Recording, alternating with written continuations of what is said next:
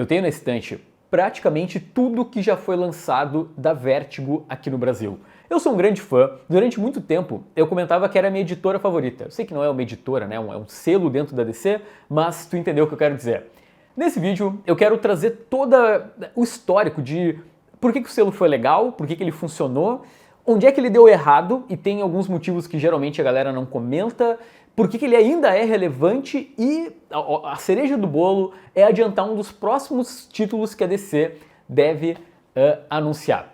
Galera, acho que todo mundo já está sabendo, fazendo um resumo rápido, nos anos 90 a DC Comics começou um selo de publicações adulto, que era a Vertigo. O Monstro do Pântano do Alan Moore acabou sendo o embrião de tudo ali no final dos anos 80, que acabou culminando com o surgimento desse selo, então nos anos 90, e ele durou até 2020, quando a DC lançou o Black Label e matou a Vertigo. Mas não só matou o selo adulto mais alternativo, ela também abandonou a ideia de trabalhar com o chamado Creator Owner, né, que são aqueles projetos autorais. A DC deixou de ser uma casa de projetos autorais de artistas, e aí o Black Label ele sempre foi muito mais focado no Batman, óbvio, é muito Batman, a galera chama de Bat Label, e aí no último final de semana, na Nova York Comic Con, a DC foi lá e pô, a Vertigo está voltando. Isso abalou as estruturas, muita gente ficou empolgada. Nossa, o post que eu fiz no Instagram, tipo, explodiu, muita gente comentando, aê, o retorno do selo que todo mundo ama. Então agora você aí do outro lado, prepare suas lombadas, né? Porque os quadrinhos da Panini provavelmente vão mudar e tu vai ficar com uma parte Black Label, outra parte com DC, Vertigo.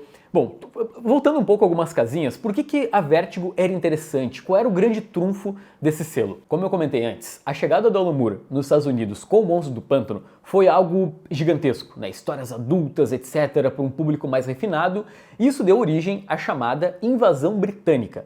Basicamente, caras como Neil Gaiman, Jamie Delano, Garth Ennis, Peter Milligan. O Garth Ennis ele veio um pouco depois, né? Mas Peter Milligan também. E o principal ponto é que essa galera ela não veio para DC Comics e para o mercado lá dos Estados Unidos para reproduzir o que já estava rolando, sabe? Eles não tinham como referência o John Byrne, o Chris Claremont ou o mundo dos super-heróis. Eles vêm com uma outra bagagem cultural, então, sei lá, outras referências de literatura. Então ali entre o final dos anos 80 e começo dos anos 90, a DC lançou uma série de quadrinhos com uma pegada muito fora do padrão lá dos Estados Unidos, e aí isso acabou culminando com o nascimento de um selo.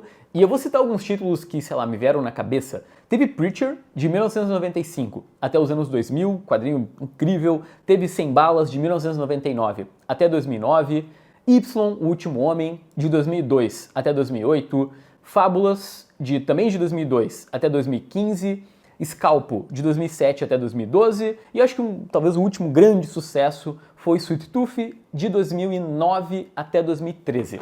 Vocês repararam que todos esses quadrinhos que eu comentei, eles param mais ou menos ali por 2012 e 2013. E aí tem dois acontecimentos que são muito importantes para a derrocada da Vertigo. O primeiro deles é a saída da Karen Berger. Ela acabou fazendo o Berger Books, né? Ela tem uma linha lá nos Estados Unidos, mas que, sei lá, pouca gente comenta e não faz tanto barulho quanto a clássica Vertigo. Um erro muito comum é atribuir a saída da Karen Berger especificamente para a queda da Vertigo. Claro que isso tem a ver, como eu falei, uma pessoa de renome, etc. Porém, tem outro detalhe muito importante. Ali entre 2012 e 2013, também tem uma debandada de autores que eles começam a entender que é mais interessante pegar suas propriedades intelectuais e levar para Image. Então tu tem caras como o Brian K. Vaughan, o cara do Y, O Último Homem, que faz Saga, bomba horrores nos Estados Unidos, e os direitos dessa publicação são dele. Passava a não ser mais tão interessante dividir uma fatia do bolo com a DC. E aí tem esse boom da série de TV com adaptações de quadrinhos. Eu acho que a principal delas é The Walking Dead, mas tem várias outras que a galera acaba também não lembrando, mas a indústria das séries precisava de ideias, os quadrinhos eram baratos de fazer, tinham muitas ideias, então os autores começaram a ir para Image, e aí depois tem Boom, etc. Vocês podem ver que os últimos grandes sucessos do selo Vertigo foram O Xerife da Babilônia, que durou entre 2015 e 2017, e é um absurdo de bom, e o Carnificina Americana, que é ali de 2019, que marca justamente ali a transição entre DC Vertigo pro Black Label, quando surge o selo na DC. E repara que esses dois quadrinhos são escritos por nomes que não eram gigantescos naquela época. E esse é um ponto que é interessante existir uma Vertigo. Para pra pensar que um cara grande da indústria consegue se bancar. ir para uma Image, pagar o artista, pagar, sei lá, o letrista e fazer o quadrinho surgir. Mas um cara pequeno, alguém que está começando, ele precisa de um espaço, precisa que alguém aposte no projeto e que de repente esse cara se torne conhecido. Então a Vertigo acaba sendo um laboratório para a DC trazer novos nomes, né? Inclusive essa observação muito bem feita é do meu querido Érico Assis. Ele fez um dos 2 quadrinhos news, a gente repercutiu e ele trouxe esse ponto, né?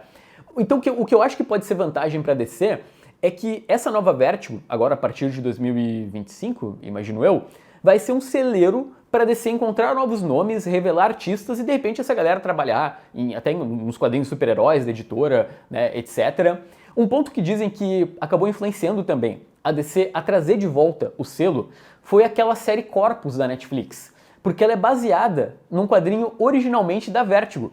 A série acabou sendo um sucesso, a DC não viu um centavo, e aí alguém lá dentro deve ter pensado, ok, que cagada que foi a gente acabar com a Vertigo, porque a gente tá, sabe, tem pitches de séries de TV no nosso curral aqui e a gente não tá usando. Ok, mas vamos falar agora sobre o momento atual e as perspectivas para o futuro.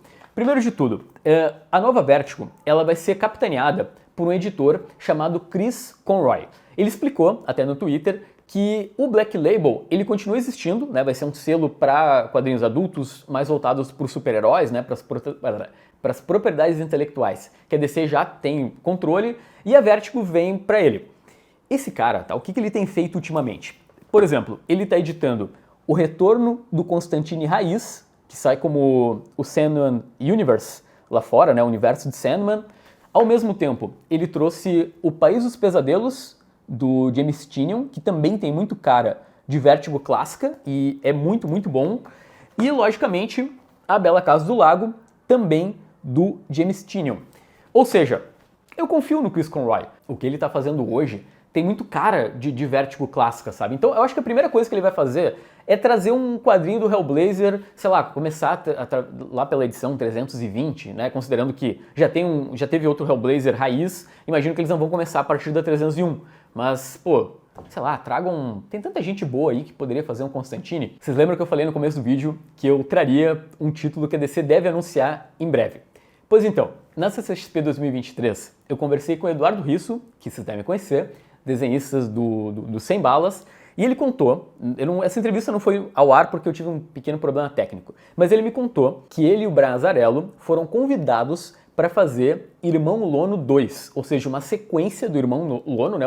É que quando termina Sem Balas, eles fazem um spin-off só pro Lono, que é um personagem incrível do Sem Balas. Vocês estão entendendo que, além de voltar ao selo, a DC tá planejando voltar também com um quadrinho clássico. Pô, eu amo Sem Balas.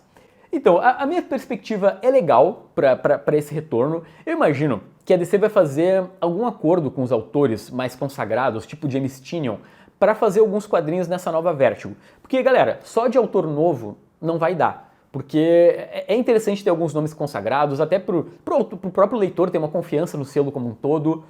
Eu imagino que eles vão trazer, como eu falei, então, um Hellblazer. Então, no mínimo, a gente já tem aí possivelmente um Irmão Lono e um Hellblazer compondo o selo. Então já vai dar uma cara de Vertigo clássica. Ô, James Tynion, vamos fazer mais alguma coisa aí? Esse vídeo acabou ficando um pouco mais longo do que eu planejava. Mas é isso. Em algum momento a DC vai anunciar o Irmão Lono 2, e vocês vão dizer, vi primeiro lá no Dois Quadrinhos. Galera, eu acho que ficou bem claro, né? Os motivos do sucesso da Vertigo, pra mim, é essa questão de bagagem cultural, da invasão britânica. O motivo da derrocada não é só a saída da Karen Berger. A minha recomendação final é que agora a gente vá até as redes sociais da Panini e peça uma republicação de Scalpo, um dos melhores quadrinhos da história desse selo, tá bom? Foi muito bom ter vocês por aqui. Comenta aí o que tu acha desse retorno, dos pontos que eu comentei, e até um próximo vídeo. Tá bom? E espero que mais curto do que esse. Mas, pô, eu tinha muita coisa pra falar. Tchau, tchau.